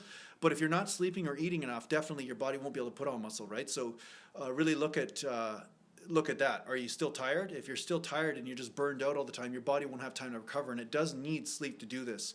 So doing it with only 5 hours sleep a night is not, I wouldn't say it's the most efficient way. I think on average, people need 7 to 8 hours. So you might be a mutant in some way. Maybe you can recover fully. And if you are recovering fully, maybe it's not a problem. But if you're not making gains, then maybe you need to look at your sleep, right? Jake the goalie, tips on breaking plateaus. I have a video on this, on breaking through plateaus.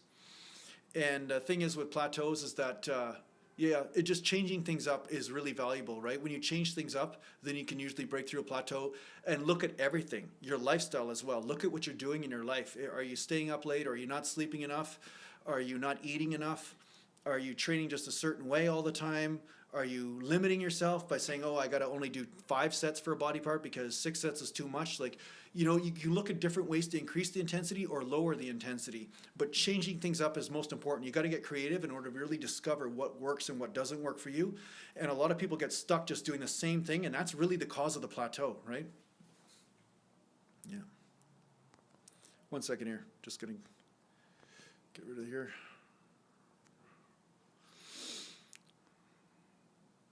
All right. 1 second here. I'm just going to...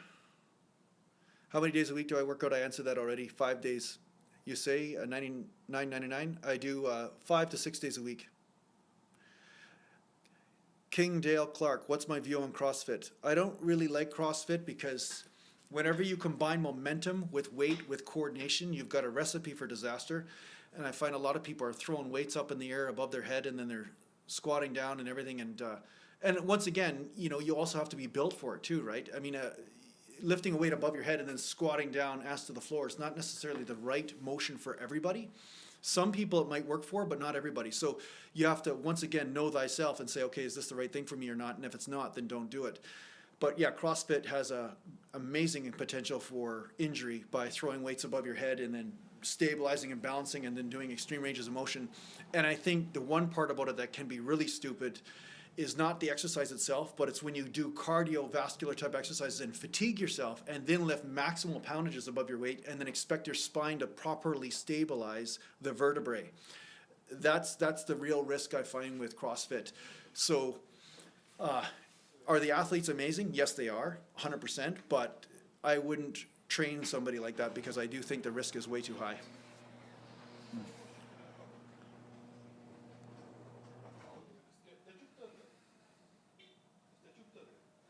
Steve, what? I've worked out twice a day myself a few times, and sometimes by breaking up the workouts, it's pretty good because you can do 45 minutes of pretty intense workout and then come back after you've eaten and maybe take a nap or something and go back to the gym. So yeah, that could be a way of shocking the system and actually getting some results.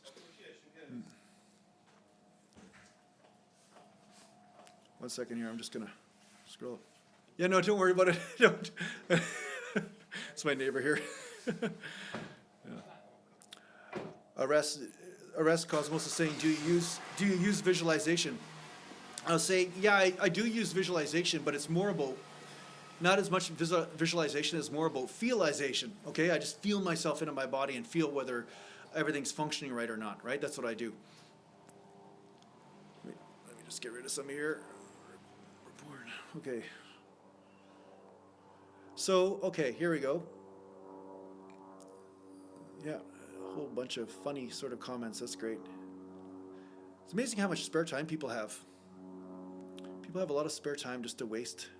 You know, they're just random 5-year-olds on the internet, I guess. Okay, let me see. What other questions do I have here?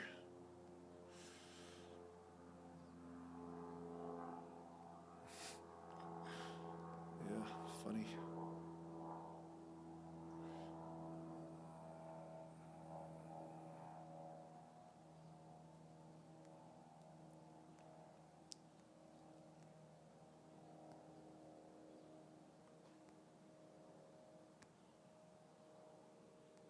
Okay, I'm just scrolling through. So guys, if you have a question that you haven't got answered yet, just repost it here, and then it'll come up here.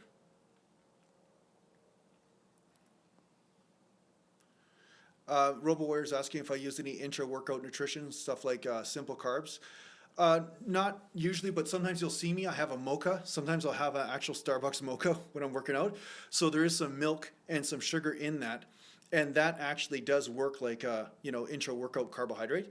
So I do find that I feel better eating some carbs during the workout because it helps sustain the energy level through the whole workout, right?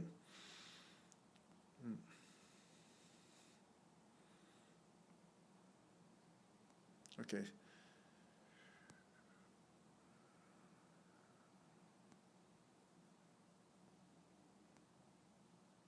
Okay, so I think I've pretty much answered all of the relevant comments.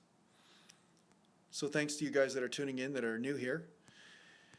And yeah, okay, so good. So basically just post your comment down below if you have a relevant question or something like that, because I'm getting a lot of trolling and stuff going on here, so I can't actually see some of the stuff that's going on. So yeah, just make sure that you basically just post it again, then I'll answer it. And then every Saturday I'm going to be doing this, guys. So basically, if you have questions, then you can get immediate answers. But most of the time what I'm going to try to do is actually make videos for you, because I find making videos for you guys on an actual subject is great, because I can actually just, explain that subject for 10 minutes and really get into it, right? So yeah, Witcher Works, I understand what you're talking about, the trolls there. Yeah, it's kind of one of those things where, yeah, there's just a lot of pain and suffering out there, so... So Jake Egg is talking about rubber band exercise and my views on it. Rubber band exercises I think can be good, especially for hitting some of those angles that you can't hit with free weights, because when you're using free weights, you're basically dependent on gravity, and gravity goes straight up and down. So sometimes rubber bands help you hit those different angles without actually having to worry about, excessive force like on this range, and then up here there's nothing, right? So at least there's constant tension throughout the whole range with a rubber band. So I find that that's actually a really great way to use rubber bands. So I find that that's why rubber bands can be useful for working those small little muscle groups that don't get worked that often. And it can be great for rehabilitation, right? For rotator cuff exercises and all that kind of thing. Yeah.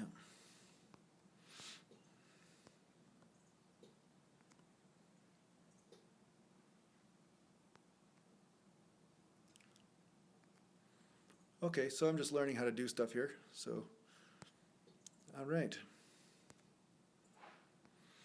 So yeah, any more questions? Any more questions? Come on, any more questions? Okay. Okay, so I'm just going to deal with a few people here. All right, I'm getting powerful now. Now I know how to do it. Okay, good. I'm going to be blocking some people here and getting you guys out of here. Thank you. Because who needs all the negativity in the world today? I'm like a wizard. Yeah, I'm going to be like, yeah, okay, good. How old am I? I'm 43. Witcher works. Would you say that sushi is a good overall food? I would say sushi is a good overall food, except for the rice and stuff. And some people call sushi California rolls, which is like a lot of mayonnaise and avocado and stuff. But if you're referring to just the fish itself, I would say yeah. The sushi rice has some sugar in it and everything like that. So if you're going to have it, if you're not on a cut, then I would say around a workout it's actually not bad. But ultimately, yeah, I think it's great. But when I'm cutting down, I usually stick to sashimi and stuff. I don't have a lot of the rice and everything, right? So. And Tyler, I'll see you later, buddy. Okay, good. All right. You know, the thing is, I love all you guys, but the guys that are negative and stuff, I mean, I could see that some of you don't want a relationship of any kind, so that's okay. I mean, I'm here to help you out and everything, but I'm not here to get beat up by it either, so. And I find a lot of times when people are throwing all their negativity around, they're just like, please, daddy, pay attention to me, because my daddy's not home right now. Can you be my daddy? So yeah, I get it, but I just don't have time for it right now. I just don't want to adopt any children at this point, you know? Okay. I know Atomic Link, I know. If you're a strict vegetarian, can you still gain quality muscles? Pugo Imbudo, if you're a strict vegetarian, can you still gain quality muscles? Well, I wouldn't be able to, I don't think. It's just the way my blood type is and everything. But some people might. It just depends on the person. But I'm not an expert as far as gaining muscle as a vegetarian because I'm not a vegetarian. And it just doesn't seem to be a really good diet for me. But that doesn't mean it might not work for you. Okay, so you're going to have to become the expert in that realm. I'm not really the person to talk to about that.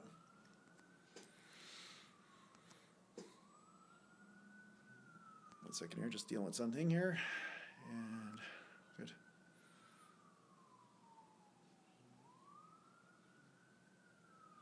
And Darren, okay, I'll remove people that are, I'm just removing some people here.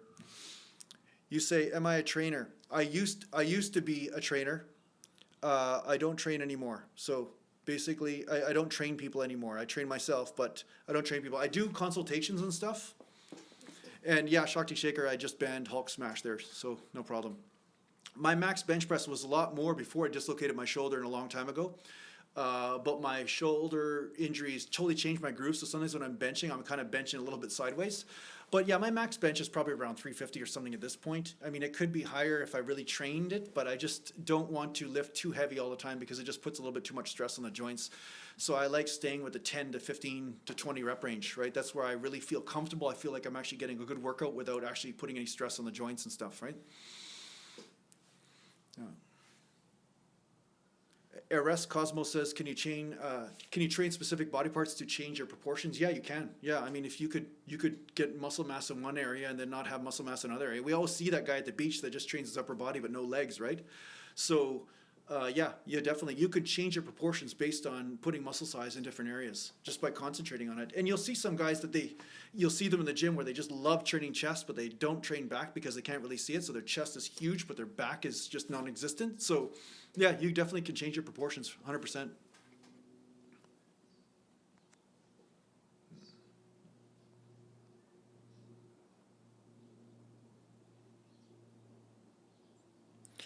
Jake the goalie's talking about the classic physique division in being added to the IFBB. What are my thoughts on that?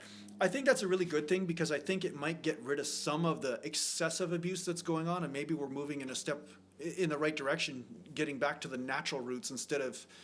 I'm not saying these guys are natural, but what I'm saying is that it's closer to than these guys with these big guts and stuff getting on stage and all that kind of stuff. I find that the whole bodybuilding industry, you know, a lot of it is a little bit sick. You know, I used to actually just absolutely hate it because I'd walk in somewhere and people would see me with some muscles and then they automatically assume that I was like one of these people that is just cheating their way into gaining muscle. And I just totally disagree with the entire sport in the drug route. I totally disagree with it. Some of the people are really nice. I'm not saying they're bad people, but uh, I don't know. I just don't have any respect for it, to tell you the truth. I don't really have any respect at all for that type of it. So I think the classic physique is at least going in the right direction. And because it's going in the right direction, I think that maybe we can get back to more the art of creating more health in the physique instead of just this gratuitous, kind of grotesque, just, make somebody into a toxic chemical waste dump in order to get them more muscle, right? So I don't smoke. No, of course not. Dustin Ross, do I consider myself to have good genetics? I would say I have some pretty good genetics, yeah.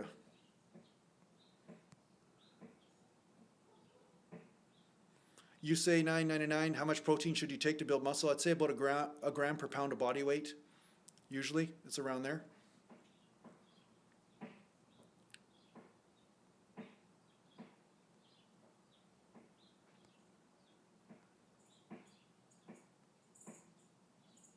Okay, I'm just gonna get rid of a couple people here. How much protein have I found to be optimal? I would say about a gram per pound of body weight, if not a little bit more. It's just usually I don't eat that much. I should probably eat a little bit more, but I don't. So yeah. So I'd say about a gram per pound of body weight is really the ideal, if not a little bit more. Yeah. T. Ambrosio, you work out every day, but you can't gain more muscle mass. What should you do? Watch the rest of my videos, start applying some of my techniques, start applying some of my theories and ideas on training and eating, and I think you'll get a lot out of it. So that might help you basically blast through some of your plateaus. Steve, what? Healthy diet, or if it fits your macros, healthy diet is always better. Okay, I did a video on if it fits your macros and why I think it's probably not the best theory, but yeah. 5'3", 160 pounds, that's respectable for your height for sure, 100%. Depending on what body fat level you're at, but that's pretty good. Yeah, no problem, Pugo, that's good. How important are genetics? Genetics are important as far as how you will look as far as the general shape and everything, but it doesn't mean that you're insignificant in some way. You just got to learn to accept where you're at and enjoy that improvement and enjoy your own specific expression of yourself, because your physique might look unbelievable in a certain way, but it doesn't mean that it's insignificant because it doesn't look like this other person over here. You know what I'm saying? So you need to put some self-love into that to make sure that you're actually enjoying your own genetics, right? One second here. Just dealing with the trolls here. Just lots of stuff here. So, okay.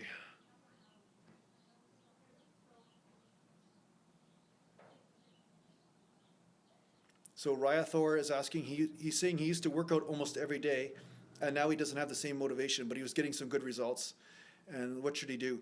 Well, just change things up. Try to find a way to make working out interesting again. And that's what a lot of my videos are about. I'm talking about how to make it interesting by changing your philosophy around training and changing the way you view what you're doing. You have to find a way to enjoy it. And if you're not enjoying it, you ultimately will always lose motivation because, at some point, I remember looking in the mirror years ago when I was competing and stuff, and I was at the epitome of my physique. I knew that, maybe I could get to be a little bit better, but I was really happy with where I was at. But then, of course, the question comes to your mind, then what? Then what do you do? How do I make this interesting? Because, yeah, more muscle's more muscle, but is that really interesting to me? Is that really fun? It's like, so what? So what? I'm walking around with biceps. Big deal. Who cares, right? It just becomes another toy that you're bored of, right? Just like kids, you play with a toy truck and you're like, okay, boom, boom, okay, good. Give me the next toy. It's the same thing with bodybuilding. So it has to always turn back to the relationship between you and your body and finding a way to enjoy that. That's really what you're here with life. Life has to be that. You have to start to learn how to enjoy your life. And if lifting weights is a way that you do that, that's good. But it isn't really as much about accomplishment as people think. You'll get really bored of the accomplishment game at some point. It won't be fulfilling. It has to be about relationship, right?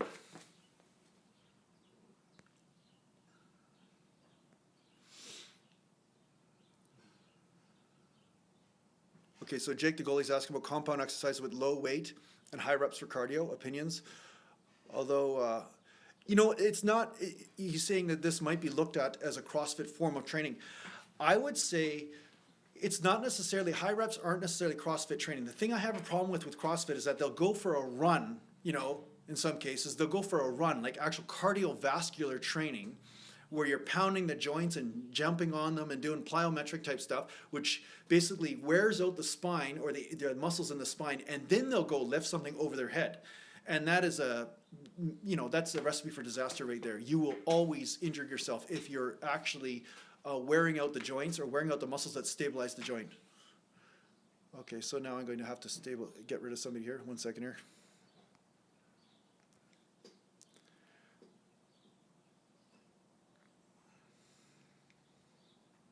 Cycling, Anton Fippen, if you're a bodybuilder, I would say cycling probably is much better than running for bodybuilding, because bodybuilding is about gaining weight, right? You want to gain muscle weight. So when you're gaining muscle weight, pounding and plyometrics over long periods of time will put a lot more wear and tear on you, right? So yeah, Witcher works. Yeah, sometimes it's like that, isn't it? Yeah, sad world we live in sometimes, isn't it?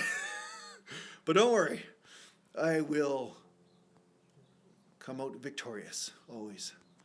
Okay, so I'm just getting rid of a few people here, just doing the house cleaning. All right, there we go. Benefits of intermittent fasting. I've never really done it, not on purpose, so I can't really speak from a place of expertise in that area.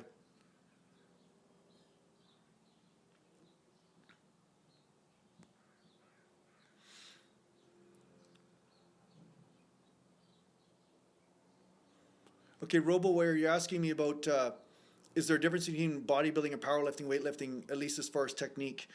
Yeah, I would say you want to lift like a powerlifter as a bodybuilder, as far as you want to be lifting in a way that is optimal for the joints. Like, for instance, Eric Wong was talking about he flared his elbows and that's how he tore his pec.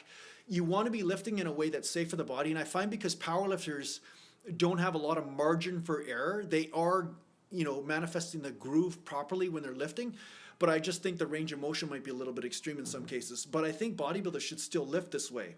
And then you rely on isolation movements with lighter weights in order to fine-tune the muscle that's developed from using these heavy compounds, right? But yeah, I think that bodybuilders should still make sure their elbows are slightly in, chest is out when they're bench pressing, especially when they're doing maximal poundages or really heavy weight. Because yeah, injuries are injuries, right? Where a powerlifter doesn't have a different body than a bodybuilder. We all have the same body, so there are certain rules that do apply.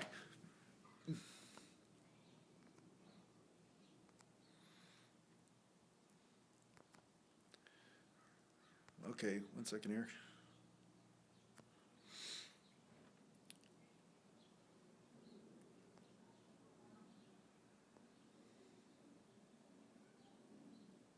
Jake Fultz is saying, is it normal to be exhausted after performing flat bench and incline? It depends on the person. Depends. Some people get exhausted from training legs. Some people get exhausted from training upper body.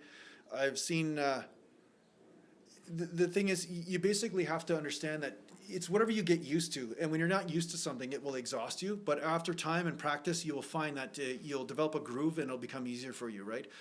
So sometimes you're just not used to connecting mind muscle wise with those areas, and that might be exhausting you a little bit. So yeah, don't worry about that. If basically you're getting exhausted from doing a lot of the incline type movements or certain type of exercises, it's just because your nervous system's probably burning out because you're not used to manifesting that groove and doing that exercise, right?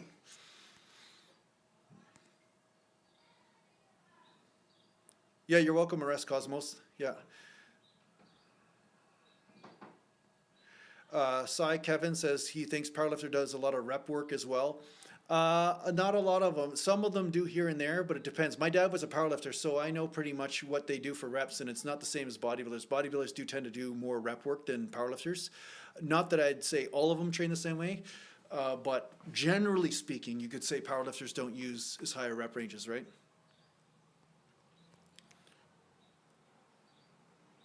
So RoboWare is asking if I'd recommend going heavy while on a cut. And it's okay, man. I don't mind you asking relevant questions. It's better than all the other crap I'm getting. But the bottom line is, I would be careful with heavy on a cut. I think heavy on a cut is good, but you have to go with what your body is like. Now, I used to go heavy when I was cutting down for bodybuilding shows lots of times because I had some carbs in my system and everything, and I was okay. But if you start to notice that your joints are a little sore or you feel really dried out, then I would be more careful, because then your muscles seem to be a little bit more brittle, and then a chance of tearing or pulling is a little bit more possible in that case. So feel your way through it. I would stay a little bit more moderate on a cut anyway. That I think just to err on the side of caution, that's what I would do if I was cutting. Yeah, if your day job is very aerobic, okay, so here's a question. Andrew Morgan's asking, is there a good way to train for mass, like a number of reps, if your day job is very aerobic or endurance-based? One thing I think, and this is a theory, okay, because usually when I did a lot of aerobic type stuff, it just killed my training. But one thing I think would be good for a person that trains with a lot of aerobics and you're burning a lot of calories and a lot of energy all day is to concentrate more on powerlifting type techniques as far as not hitting failure in your sets, because you want to basically manifest the ability to handle heavy weight for multiple sets. And I think this would be a good way of offsetting all those calories and energy you're burning, because now in weight training, you don't want to be burning lots of energy when you're weight training because you're so busy burning all that energy during the day. And this is just a theory, but I think that you would probably get more results because you start lifting heavier weights and heavier poundages, but you'd be doing it in a safe sort of way, and you wouldn't be trying to burn more calories from doing a lot of those reps, right? Because a lot of times your glycogen will be burned out too, just from doing all the cycling or running or whatever it is you're doing for your cardio.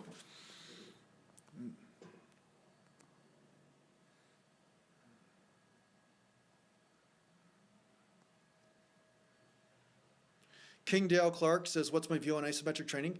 Isometric training can be really useful, especially, my brother and I were talking about this today. If you say you walked out with really heavy weight on your back during squats, but you're not doing squats at all, you're just holding the weight in place, just by holding that weight in place, you will actually get some sort of overall nervous system activation.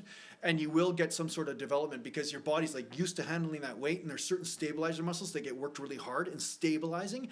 And then from that, then it'll be easier for you to squat down with heavier poundages and be able to hold that stability point. You know, so some isometric training in that way, I think, can be really effective. It's like tricking your nervous system to get stronger. You just want to make sure that you do it in a safe range of motion, right? So Steve, what? Yeah, I go close to failure on almost every set. That's what I do most of the time, unless I'm doing powerlifting type stuff or I'm working on really, really heavy work, and then I want to make sure that I'm not going too heavy, right? And not going too deep into failure, because deep into failure when you're using maximal poundages is more dangerous. Because the moment you actually hit instability, that's when injury can happen, right? You tweak something, your pull kind of funny, so you want to make sure that you're in control. The heavier the weight is, the more in control you want to be.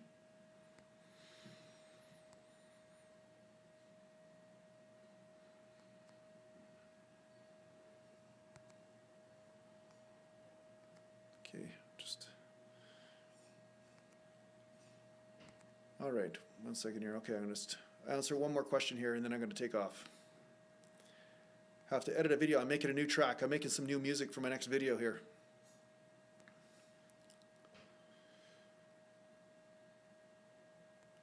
Okay. Hesher Benter, nice to meet you. Thanks for coming and thanks for joining. And let me see here if I have another question.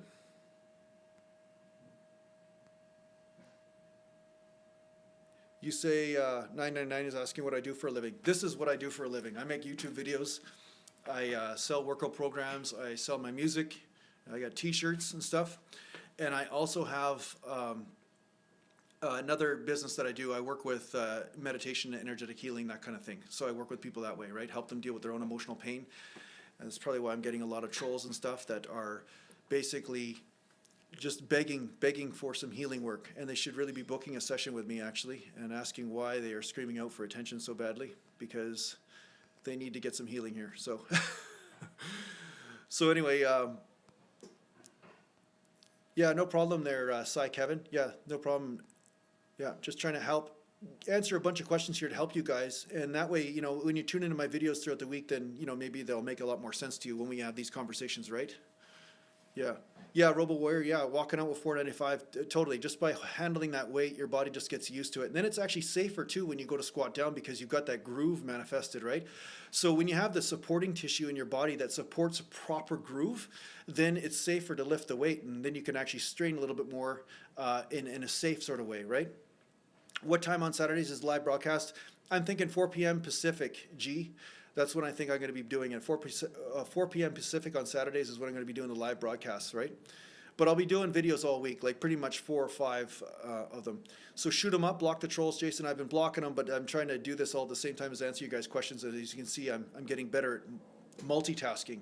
I'm becoming a good multitasker here. So A. Murray saying he's been doing farmer static holds for basically increasing his strength.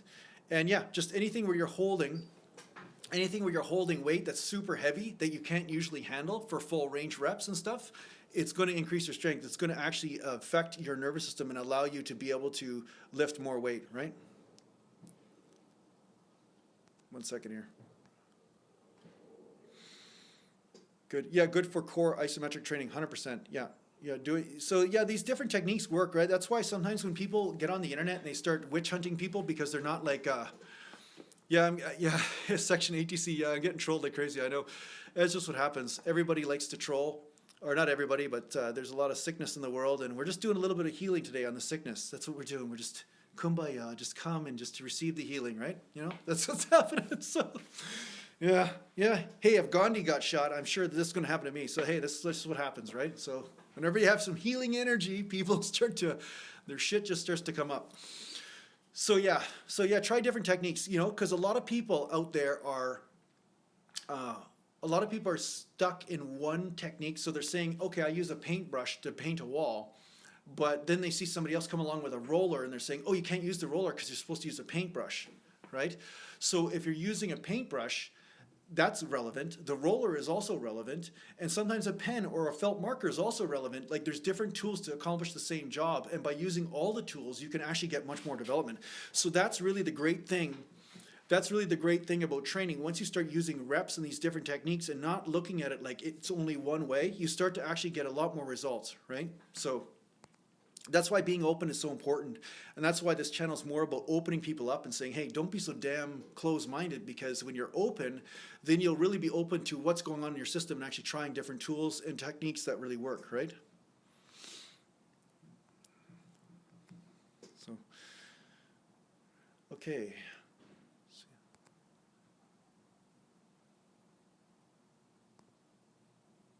Jake Foltz, never knew the nervous system had that much to do with lifting. Well, the nervous system has to do with how you fire muscles.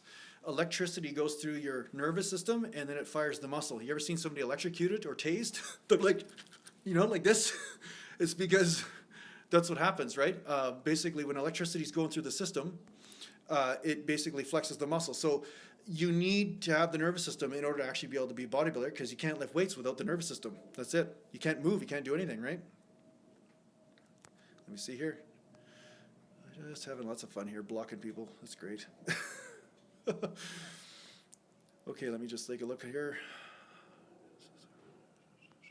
Yeah, Flash Arrow, I'm not going to get into the gemstone thing here. I don't really do too much of that stuff anyway, so I'll kind of stay away from that from bodybuilding. Rune Unikrishnan, your eggs have about 6 grams of protein a piece, I believe, the standard egg. So yeah, you can get enough protein from eggs if you need to, I guess. Witcher Works asking, how long did it take for me to really progress? I'd say about 3 years, the first amount of progress, but 8 years to get to about 80%, 85% of my potential, I'd say. Yeah, Robo Warrior, heavy core training. Yeah, you don't want to be. Yeah, I don't know. I mean, I lifted heavy. I was doing 6-plate squats and stuff, like partial reps and everything, and I never really got the turtle shell thing. So I think it just depends on the person, how they're built and stuff. Yeah.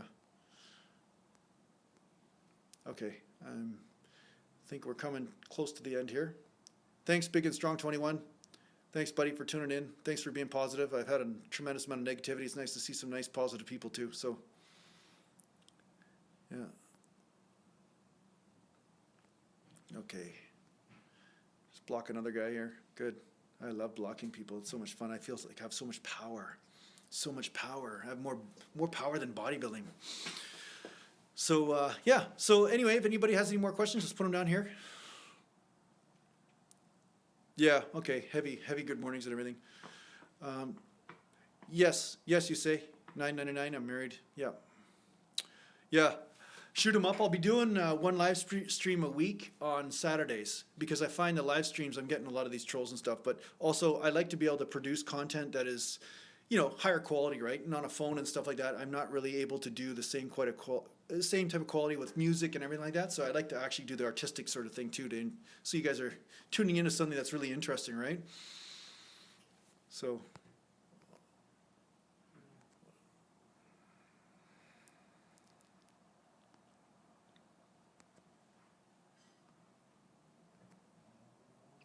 One second here,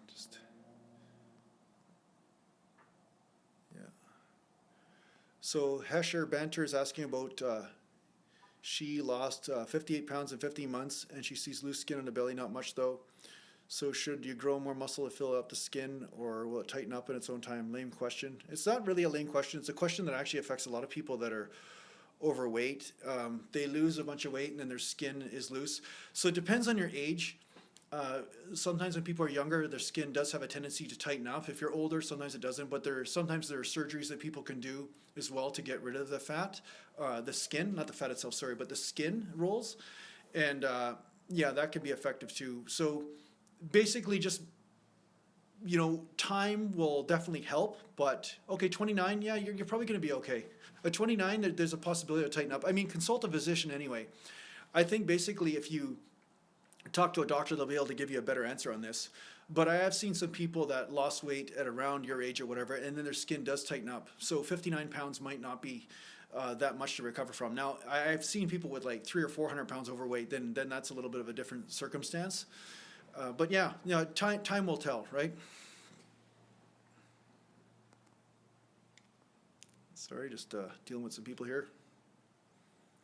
And one second here. Okay. RoboWarrior, thanks for sharing that. He was saying that he lost over 100 and it slowly tightened up. Yeah, so thanks for sharing that there. So Hesher, yeah, just to consult RoboWarrior's comment there, that's really relevant there. So you might get some positivity from that and some hope, right? So yeah, some people that have lost weight have experienced that where their skin did tighten up, so don't lose all hope. It's okay. Yeah. Okay, this is amazing. I've never actually had to deal with so many people all at once here like this. So sorry guys that it's not quite as entertaining as you're used to. Yeah, thanks Rathor. Yeah, it's always good to have some positive people like yourself around. Thanks for sending some positive energy there. And yeah, I think, let me see here. Now I'm just going to block another person. Okay. Yeah, we're gonna have to work on this. Yeah, the body transformation isn't quick. Yeah, it takes time. Shoulder pain while bench pressing. Okay, J Kane 127. If you're having shoulder pain while bench pressing, it's a good idea to go to massage therapy or to see a naturopath like my brother or something, and to see if you have some rotator cuff trigger points. Sometimes you can have muscle knots behind the spine, or right by in between the shoulder blades, that actually can contribute to shoulder pain. Funny enough, because if the shoulder blades aren't able to wing out or go like this, then the shoulder or the arms can't move properly. So when that happens, then the shoulder jams, and then you start getting some excessive sort of inflammation or some problems in that area. So you want to make sure that all the muscles are working properly. So a good massage therapy treatment on the rhomboids and on the traps, as well as on the rotator cuff muscles, may help alleviate some of that pain, assuming that your technique is still fine on the bench press.